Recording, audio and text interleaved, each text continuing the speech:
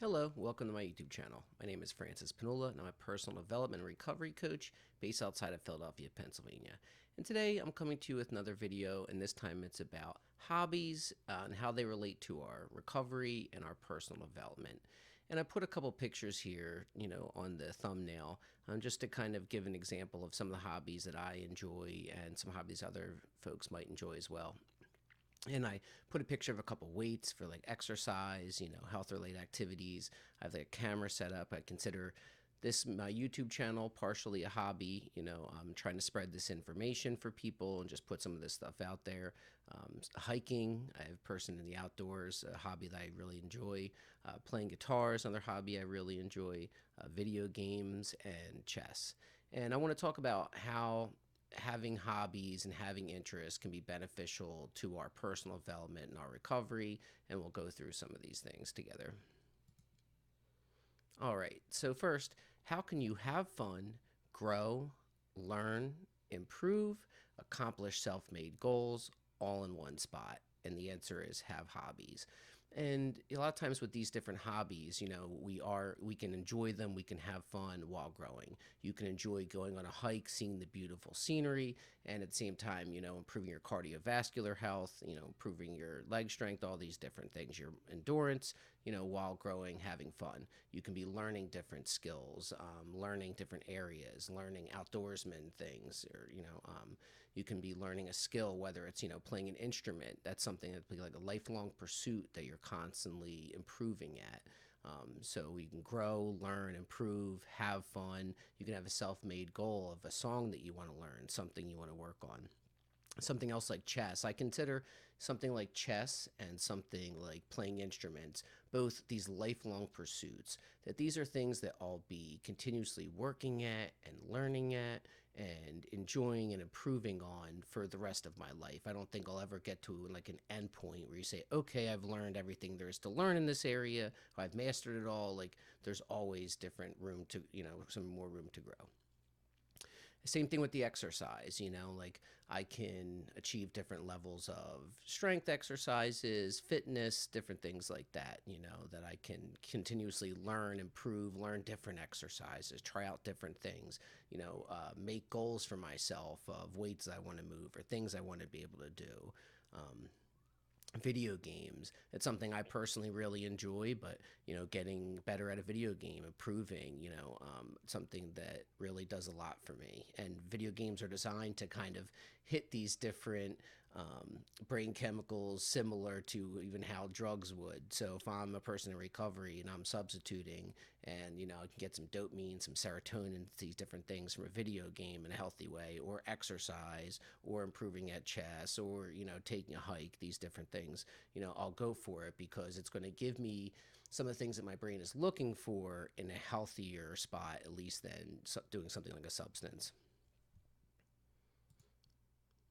So just some examples, as I was mentioning, like something playing an instrument, stuff like gaming and chess, exercising, hiking and sightseeing, maybe like going thrifting and upcycling, going and getting some like an old bench, old piece of furniture and working on it and, sanding it, putting a new coat of something on it, and either keeping it for yourself or selling it. And that's the thing with hobbies. They don't need to be things that necessarily are going to make you money, because I think in America, people think that the best use of their time is something that they can use to earn them money.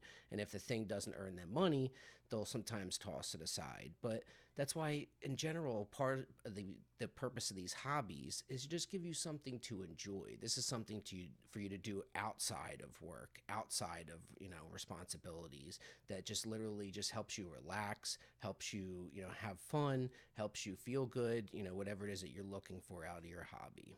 So, like, once again, you can do these things, thrifting, upcycling, just for yourself to put around the house, make decorations. Doesn't have to be like a business. Same thing, crafting, building, creating, whether you're doing woodworking.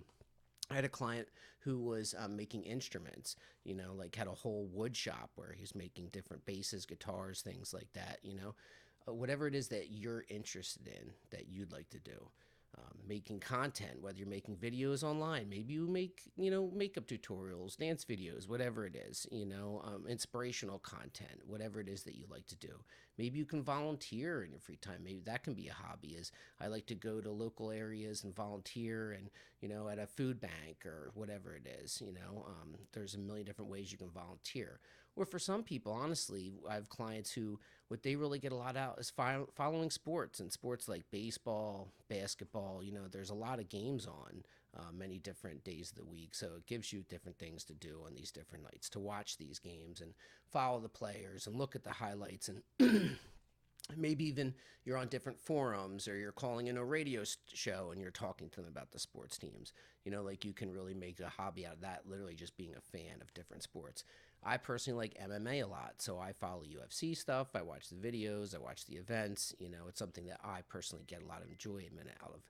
And the same thing with the gaming. I like playing a boxing game lately. There's no UFC game for PC currently, but once there is, I'll be playing that. Like, how can I, do these different fun things that, apply to my hobbies?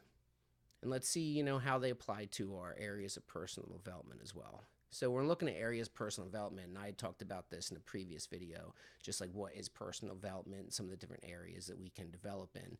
And the first one being mental. So if I'm doing something like playing chess, learning an instrument, learning a language, whatever it is you're into, this can be it's a mental pursuit.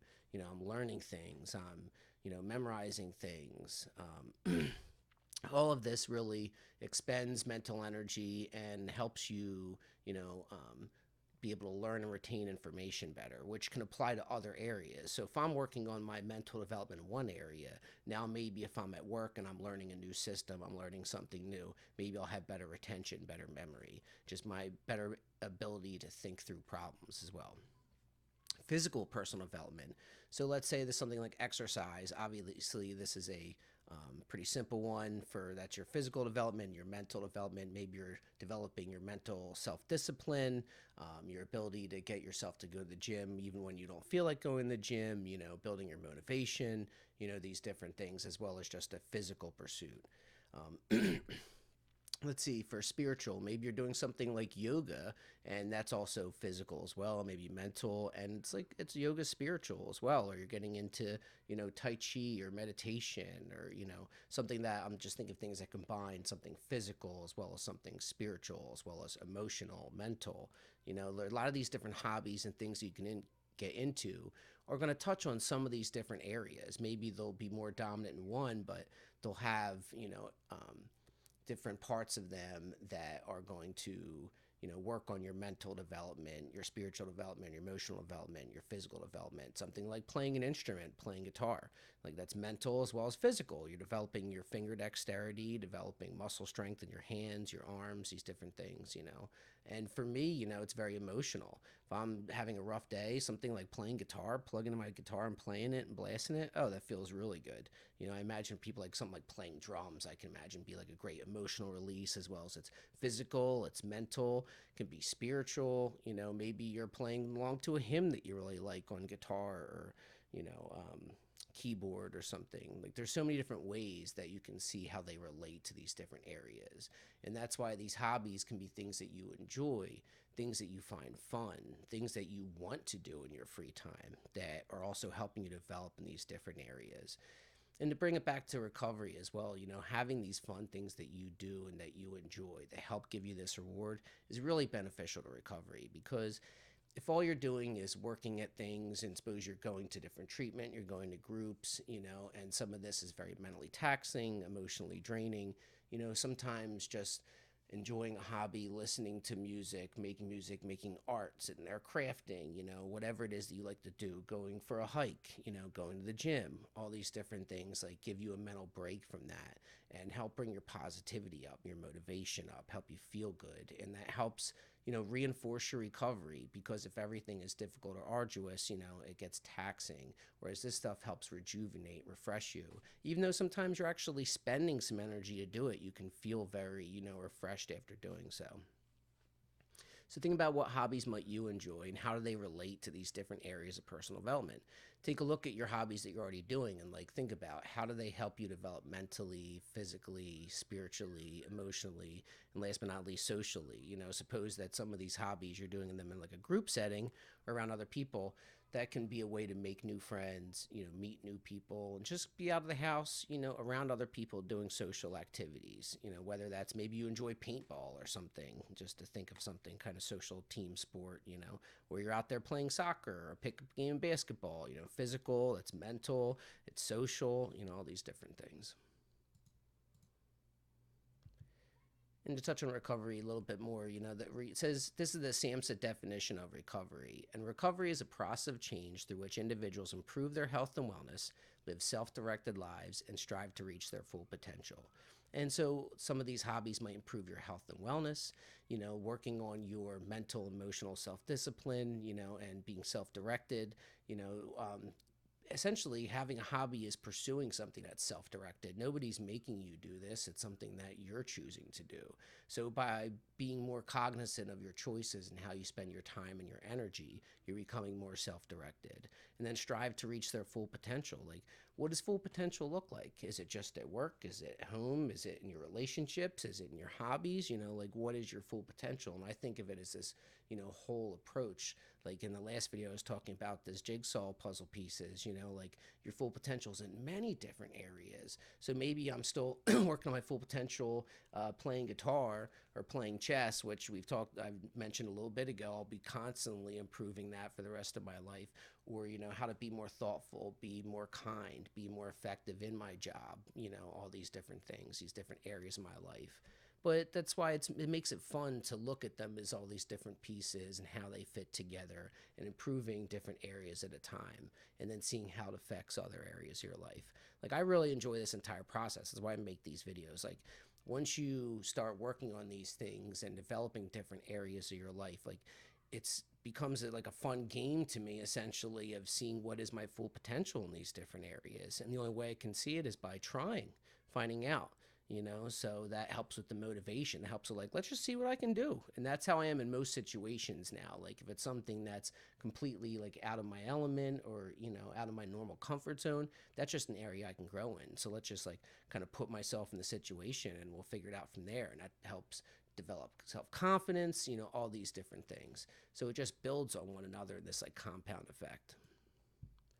And last but not least, thank you. Thank you for checking out this video. Thank you for being interested in in self-improvement, personal development, recovery, all these different things.